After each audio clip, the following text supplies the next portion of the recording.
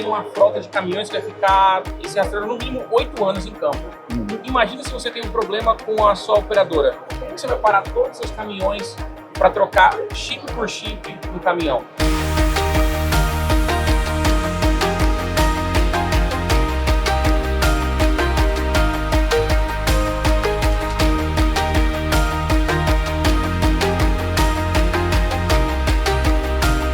Estamos começando mais um Radar IoT aqui da Linksfield, o seu canal de entretenimento, de tecnologia e inovação. A gente vai discutir sobre telecomunicações, vai discutir dispositivos, redes, vamos falar de tudo. Estou aqui, Marcos Bettiolo, mais uma vez, muito obrigado. Eric, da Syncom. Muito obrigado, grande amigo Thiago, e parceiro. Marcos. Obrigado por estar aqui com a gente. A gente está hoje ao vivo da ExpoSec. Você não vai ver ao vivo, mas a gente está aqui, está começando o evento logo mais. Então, vamos cair para dentro. Eric, conta um pouco aí pra gente, o que tem de novidade da Syncom no mercado? Bom, ao longo desses últimos 3, 4 anos, né, a gente teve meio que uma transição de mercado, né, dos dispositivos 2G. E agora, nesse ano de 2026, a Syncom tem agora produtos voltados para essa transição final, que é produtos 4G sem nenhum backup, sem 2G e sem 3G. Então, já existem 2 famílias de produtos já certificadas na Anatel no começo do ano, além de produtos Narrowband, que já estão há 2 anos já no mercado, já com certificação Anatel. Então, eu enxergo que a transição do 4G já meio que terminou, né, assim, em termos de definição de qual categoria do 4G. Agora, abre para nós uma janela de oportunidade que é o NTN, que é o satelital, que a gente pode discutir no final, né? Legal, vamos falar sobre isso. Ver no final da discussão sobre o NTN satelital. Mas agora a gente pode discutir sobre, inclusive, as tecnologias que estão surgindo agora, que gera muita, vamos dizer assim, muita confusão na cabeça dos clientes, dos meus clientes pessoalmente, que eles não entendem muito bem o que é um SIM card multi-IMSI e o que é um SIM card eSIM, e onde eu uso cada um deles. Legal, Isso legal. Gera um problema bem grande. Só dando um passo atrás, você comentou sobre 2G e 4G, você já tem um equipamento exclusivo para o 4G, mas Exato. Na prática, ele já está homologado, está pronto para o Brasil, mas o cliente já viu essa virada de chave, ele já está virando o dispositivo num dispositivo puramente 4G? A demanda, para mim, pelo menos, já está meio que 50-50, ou seja, legal. Eu já tenho ainda tenho uma demanda de alguns clientes que falam assim, olha, ainda quero ter o 4G, 2G, que já está aí 3, 4 anos no mercado, que basicamente eles estão migrando justamente para essa tecnologia que vai reduzir um pouco de custo. No módulo em si, ou seja, o módulo 4G puro, ele tem uma redução de custo, mas também tem uma redução de custo na periferia. Por quê? O 2G, ele demanda você ter uma fonte que seja capaz de 2 amperes. Por causa que o 2G, cada vez que ele transmite, ele dá um pico de 2 amperes, né, para transmitir. Enquanto que o 4G é menos de 1 ampere o pico, né? Então você pode ter os equipamentos que vão ser 4G puro, acho que vocês devem estar vendo no mercado, eles têm uma redução de custo em relação ao 4G com 2G. Interessante, isso é bem interessante. Então por isso até que estimula a questão, é uma outra vantagem do NB que roda sobre o 4G em termos de bateria, que essa redução aí que a gente não tão próximo ali da construção do módulo, né, da parte elétrica, a gente não tem essa noção. Então isso explicaria inclusive a questão da bateria maior duração. Isso permitiu agora também ter esses 4G que nós chamamos de 4G, mas é 4G categoria 1 do 4G, eles serem mais compactos. Por quê? Eu percebi isso, eu ia te perguntar isso. Tem a relação com o tamanho do dispositivo, que eles estão parecendo cada vez menores. Tem, porque, na verdade, já na geração anterior, que era 4G, 2G, era uma CPU que ela já integra a CPU, as memórias, RAM e flash, e ela já integra o Power Amplifier, né, o amplificador de RF para 4G. Só que o de 2G, como tem uma potência, depende de uma potência maior, geralmente é um componente à parte. Então, ele efetivamente ocupa um espaço maior na placa ali. Então, o módulo não consegue ser tão pequeno tendo 2G e 4G juntos. Enquanto que no 4G puro, o processador já tem tudo praticamente dentro. Ele já é autocontido ali praticamente. Não precisa. Ele vai ter externamente o que nós chamamos de PMIC, né, de alimentação ali dele, gerar as alimentações dele, e e externamente os componentes de RF ali para cada banda 1, 2, 3, 4, né, do 4G que o cliente for usar, mas isso tornou os projetos de módulos mais enxutos. Por isso que o preço também reduziu bastante. Agora eu fiquei curioso ainda, quero continuar um pouquinho só mais nesse tema, porque eu tenho curiosidade com relação ao mercado. Como que eles encaram e enfrentar um 4G purão mesmo, porque a gente ainda sabe que em várias localidades, né, o 4G ainda não está totalmente implantado. Você ainda tem localidade puramente 2G. Como que o mercado está encarando esse novo conceito? Há alguns anos, os clientes já têm visto que o produto que já era 4G, 2G, ele já comunicava a maioria do tempo, assim, mais de 90% do tempo, as transmissões efetivamente, porque eventualmente ele pode cair para um 2G, mas ele volta rápido para o 4G se tiver a cobertura no local. Então, a maioria das transmissões tem sido por 4G. Ah, isso é legal. Então, saber essa informação é muito bacana. Sim, porque às vezes ele estar registrado em 2G não significa ele ter IP. Porque no Brasil o que está acontecendo você tem algumas localidades que o 2G está ativo, mas ele tem o GSM, que é chamada de voz, e SMS, mas não tem o GPRS, que é o dado. Então, na prática, em alguns lugares... Eles só deixaram o GSM por fallback de telefonia, né? De telefonia. Algumas operadoras eu enxergo que para elas é assim, olha, mato a parte de dados. Porque sabe que o cara está usando um celular 4G. Exato. O cara vai usar. E o 2G... O consumer ainda direciona a solução, né? O mesmo serve para o 3G. Em muitas localidades, às vezes você cai para o 3G, você vê que não tem dado nenhum. É só chamada de voz.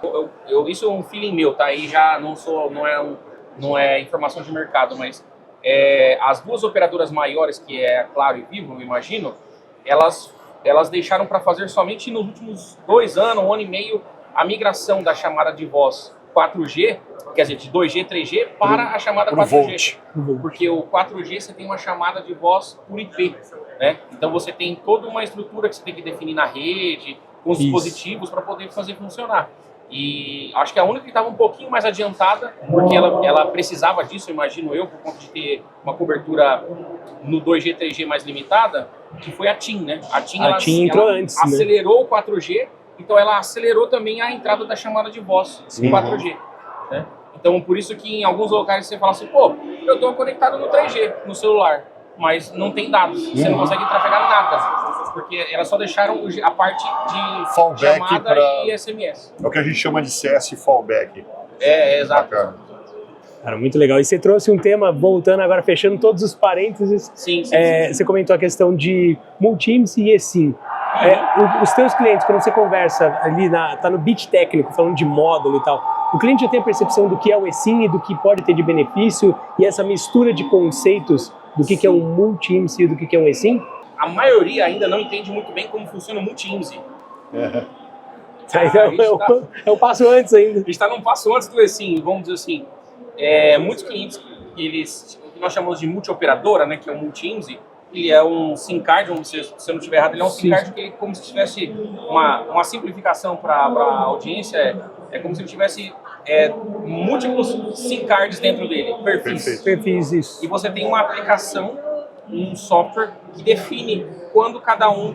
Qual a regra para cada um ser executado. Geralmente é uma regra de disponibilidade de rede, né? Geralmente a regra é o seguinte... pode ser comercial também. Pode ser comercial eventualmente também, mas no que a gente tem visto, né, o SIM card comunica com o módulo e pergunta, tá sem sinal, tá sem conexão, deu um certo tempo, geralmente é uns 2 a 4 minutos, ele pula para o próximo para ver se naquela operadora tem sinal e tem registro. Isso que a gente tem visto. Eu acho que o desafio aqui é explicar para os clientes a diferença efetiva, quando usar um, quando usar outro. Então, eu ao longo desses últimos anos com a Syncom, a gente sempre se depara muito com um cliente fazendo uma lógica errada no produto para usar com multi-IMSI, né? Ou seja, ele não está aguardando o tempo correto, né? Não está aguardando o tempo correto para poder esperar o SIM card chavear do principal para contingência, né? Ou seja, no caso de vocês, Vivo para um Claro, né? Perfeito. Ele não espera. Aí quando o cliente faz esse ajuste, acabou os problemas. Isso você está chamando de cliente, só para explicar também para o pessoal que está em casa, Você está falando do cara que desenvolve o equipamento. O meu cliente Isso. Isso é importante, porque o cara que está pilotando ali no dia a dia, ele está refém do dispositivo que já está em campo e pré-configurado, né? Exato. O cara não faz essa modificação depois, assim como a gente também não mexe no SIM card depois que já foi para a rua. Exato. E aí a hora que a gente fala do eSIM... É que a visão de cliente é diferente um pouco, né? De qual nosso cliente Linksfield aqui, né? Que ele está interessado muito, por exemplo... Para que seria bacana um multi-índice? Porque eu preciso de disponibilidade, né? Exato. É nesse foco. E o eSIM, para que eu preciso do eSIM? Pô, o eSIM é diferente. Pô, você não precisa de o multi-índice. No final do dia, ele custa mais pela inovação, pela tecnologia que você embarca, por mais de uma operadora tendo que conviver ao mesmo tempo. É uma solução mais cara porque ela te entrega muito mais valor. Agora, por exemplo, você sabe que você vai operar numa região que você não precisa, vai ficar estático numa região que a cobertura é consolidada. Então você não precisa de uma solução multi-índice. Você precisa de uma conectividade única. Pô, mas e amanhã eu quero trocar essa conectividade por alguma razão, seja por uma questão de relacionamento com a operadora que eu tinha, seja porque amanhã a cobertura não está tão adequada, a performance não está tão adequada. Aí a brincadeira do eSIM faz muito sentido, né? E diferente do propósito ali da multicobertura ou do roaming, que também atua igual, ao propósito do uso do eSIM. Exato. Então, o que eu enxergo, que também a visão de vocês o eSIM, ele não é para você trocar de operadora quando ficou sem sinal. Até porque não vai funcionar. Se você for com essa cabeça aí, não vai funcionar realmente. Exato. Então, o foco o eSIM, ele precisa ter meio que um perfil que nós chamamos de bootstrap, imagino eu, né, na nossa solução, né? Ou seja, no nosso smartphone nós temos Wi-Fi, mas no dispositivo rastreador em campo, caracterizando diretamente, nós temos um dispositivo que ele precisa entrar em alguma operadora disponível, Qualquer uma. Então ele vai precisar desse perfil de bootstrap, que é um perfil elétrico, é um SIM card, vamos dizer assim, né? Uma conectividade momentânea só para trocar o perfil, imagino eu. Aí ele vai acessar o servidor de eSIM da Linksfield, vai baixar o perfil novo, né? E aí depois ele faz a troca para o perfil final, que aí ele vai entrar nativo na operadora que é o perfil operacional. Que é o que de fato o cliente vai usar e essa é a virada de chave de fornecedor. Exato. Então, assim, eu imagino que o eSIM, ele vai agregar muito para os clientes, eu estou falando aqui mais para o fabricante do rastreador, né? Isso. Vocês têm audiência também dos utilizadores de rastreadores, né? Exatamente. Então, tem audiências um pouco diferentes, que comunicam entre si. Mas é legal todo mundo entender isso. Exato. Que eu vou fabricar um rastreador no Brasil, eu preciso mandar esse rastreador para o México. Eu ia te trazer esse ponto agora, e aí?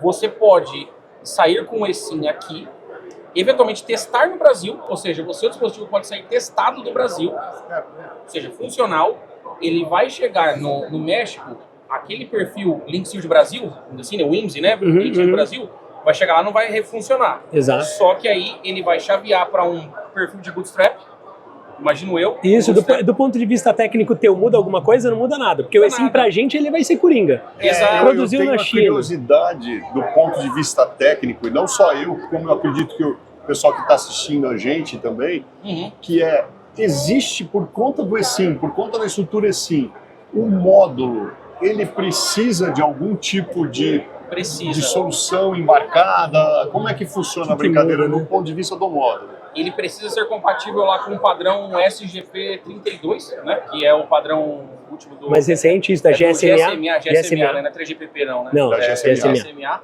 Que aí ele consegue fazer, né, essa interação do perfil do eSIM, né? Que é o IPA, né? Isso. O IPA, que é aquela aplicação rodando dentro do eSIM, com um servidor que eu esqueci o nome, vocês podem falar, que é o EIM. Que é o EIM e com o DP Plus. Que aí ele consegue fazer essa troca. Onde se armazena e onde se gestiona o perfil, né? Então eu imagino que o eSIM ele vai ser uma vantagem para quem tem dispositivos de longo prazo.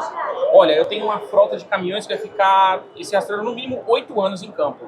Imagina se você tem um problema com a sua operadora. Como que você vai parar todos os seus caminhões para trocar chip por chip no caminhão? Então isso, eu vejo que o eSIM vai ser matador, porque você consegue trocar o provedor de conectividade, né? Você não fica preso com somente. Mas ele não é feito, eu não enxergo ele como uma coisa para ser a contingência. Ah, cheguei no Tocantins, não tem Vivo aqui, eu quero ir para Claro. Não, até porque tem uma taxa, né? Não é esse o objetivo, né? Exato. Você pode construir isso, que é o que a gente chama do fallback, né? A flag fallback, que você pode embarcar no eSIM, mas não necessariamente não é com esse objetivo principal grande de você vantagem, ter né? um eSIM. Essa não é a grande vantagem que o eSIM traz para o equipamento e para o usuário final. Exatamente. E aí o que eu imagino assim, é legal deixar bem claro que olha, nem todo cliente que às vezes chega a conversar comigo, que é assim como, ou seja, sou provedor de módulo que vai no rastreador, né? E nem todo cliente que chega falando com a Linkshield, às vezes ele sabe se realmente ele precisa do eSIM. Perfeito. Então é legal também o conhecimento que a Linkshield traz, e eu também tento aprender um pouco com vocês, de guiar o cliente, olha, eu acho que essa sua aplicação aí, para o que você precisa, no que você está me falando, é multi-use. Não é sim. Não é sim. Não é a solução que se espera, né? Então, assim, Exato. Expectativa, vou trocar de operadora e vou ter cobertura em todos os lugares. Não. O que resolve cobertura em todo lugar? Aí uma discussão que a gente já comentou aqui, que é a questão do NTN. Tecnologia nova, inovação, está chegando no mercado. Como que você está vendo o estágio de maturidade do NTN? Conversa com clientes? Como que a Syncom avalia isso? Olha, a avaliação da Syncom e a minha pessoal é que a gente está num estágio ainda muito inicial, muito incipiente. Existe demanda, para mim existe uma demanda reprimida gigantesca, só que estão todos aguardando para, vamos dizer assim, o mercado inteiro, não só o fabricante de módulo, como o cliente final, para identificar qual que vai ser a tecnologia vencedora. Ah, legal. Em que Bom sentido? ponto. Poxa, e se eu sair com essa tecnologia agora, vou dar um exemplo, o NTN que nós temos hoje, funcional, vamos dizer assim, 100%, usa um satélite de alta órbita, um geoestacionário que fica lá no Equador, é um satélite já relativamente antigo, mas funciona muito bem. E aí você fala, tá, mas e quando entrar o Elon Musk e a Amazon na jogada, com um satélite de baixa órbita? E quando entrar a Satellite IoT com mais satélites? Como que vai ficar isso? Então, eu enxergo que os clientes ainda estão um pouco reticentes. E aí eu também enxergo que nesse mercado de rastreamento ou gerenciamento de frotas, vamos dizer assim, as soluções que existem no mercado hoje são caras, ou seja, é um hardware caro, a conectividade é cara, mas funciona. Perfeito. Mas funciona. Me parece que na escala de maturidade comercial a gente está para trás e o técnico também um pouco. Por quê? Não está pronto, a cobertura não está incrível em algumas delas. Claro, no geoestacionário cobre bem, funciona ou não funciona, beleza. Sim. Mas nesse você tem uma barreira comercial que vem logo na sequência. Então, fazer funcionar bem e depois garantir que de fato o cliente consiga pagar por essa tecnologia. Exato. Então, até para a audiência entender, a solução atual, ela usa um satélite que fica em uma órbita alta, uns 35 mil quilômetros, similar ao satélite que nós temos aí de operadores de TV, que é a própria Claro, a Sky, né? O satélite GEO, ele fica... Que até é interessante, você tem que direcionar a antena para o céu. Se você tem que direcionar é porque o satélite está parado lá em cima, né? Ele está rodando com a mesma órbita da Terra, né? Só que aí você fala, então por que o NTN hoje não precisa apontar? Hoje o NTN que eu tenho, ele é uma antena que ela é direcionada para o céu. Não tem um direcionamento angular, né? Por quê? Porque a frequência que os satélites de TV utilizam é muito alta, na casa do 10 GB, banda KU, se eu não me engano. E a frequência que se utiliza no NTN hoje é 1.6 GB, próxima do GPS. Muito diferente. Que aí a frequência menor privilegia o maior alcance. Legal. É isso. Então, basicamente, hoje, um satélite que está lá na posição, acho que 98W, lá, já em cima do Pacífico, tá em cima do Pacífico, nem em cima de terra, né? Ele cobre as Américas todas. Ele cobre América do Norte, ele tem transponders que cobrem o oceano, a costa oeste, né? Que é a parte Pacífica e a costa Atlântica, todinho. Só que tem esse ponto, porque a altitude dele gera uma questão que você tem que ter uma latência maior, você tem que ter um projeto muito bem desenhado de antenas. Para poder chegar lá, né? Ou seja, eu aqui na Syncom estou tendo que coordenar entre eu, fabricante de módulo, fabricante de antenas, provedor de conectividade que é vocês, para justamente entregar uma solução caixinha fechada. Pro cliente. Ou seja, o NTN sozinho, nesse momento, nos resolve. Ele ainda depende da conectividade terrestre. Já está funcional. Eu acho que ele poderia estar mais barato a conectividade. Na minha custo visão, de conectividade tá alto. provedor, eu acho que ainda o custo de conectividade está alto. Tanto que os players de mercado hoje, que vendem soluções não celulares, né? Isso. Eles já reajustaram para baixo um pouco o preço, porque eles estão vendo que se eles não reajustarem, o NTN vai tomar o mercado. O mercado parece estar no momento de ouvir da galinha, né? Exato. Tem a demanda, mas e o preço? Não, mas se não tiver o preço, não existe a tecnologia. Então, alguém vai ter que ceder e o mercado está no começo. A Linksfield já está preparado para isso, a gente já tem plataforma integrada, então cliente Vocês que tiver... estão testando algumas soluções com a gente? Tem cliente já com isso na rua, então assim, o cliente que quiser testar, a gente tem isso já hoje dentro de casa, então isso está tranquilo. E isso dá para outro podcast, não dá não? Acho que dá. Pode. Vamos fazer na próxima? Vamos. Eric, obrigado. Boa feira pra gente. Valeu, Eric. Ótima feira para vocês. Pessoal, prazer aqui, mais um Radar IoT. A gente se vê na próxima. Até a próxima. Já.